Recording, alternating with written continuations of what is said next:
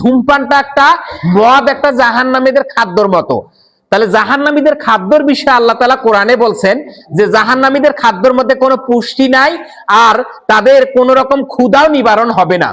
জাহান্নামীদের যে খাদ্যটা দেওয়া হবে ক্ষুধা নিবারণ হবে না, ক্ষুধায় থাকবে, এবং তাদের এই খাদ্যটা শরীরের মধ্যে কোনো পুষ্টিও যোগাবে না। তাহলে আপনি দেখেন, এই যে আপনি বিড়ি সিগারেট যখন খান, বিড়িটা কি কোনো পুষ্টি যোগায় আমাদের শরীরে? জোরে বলেন, পুষ্টি যোগায় না। এরপরে দেখেন, বিড়ি সিগারেটটা পুষ্টি তো যোগায় না, বরং এটা দিয়ে ক্ষুধাও নিবারণ হয় না। আপনাকে খুব খিদা লাগছে, 2-4টা বিড়ি খাইলে কি আপনি ক্ষুধাটা আপনার চলে গেল? সিগারেট খেলে কি ক্ষুধা লাগবে না? তার মানে জাহান্নামীদের খাদ্যর সাথে মিল পাওয়া যায় এই মাদক দ্রব্যের।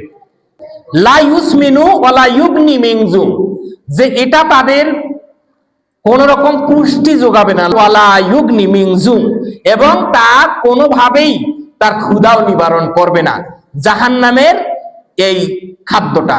তো এই জাহান্নামের খাদ্যের সাথে ধূমপান বা মদ এগুলোর মিল পাওয়া যায়, এর জন্য আমাদের এটা কোনোভাবেই ভক্ষণ করা যাবে না।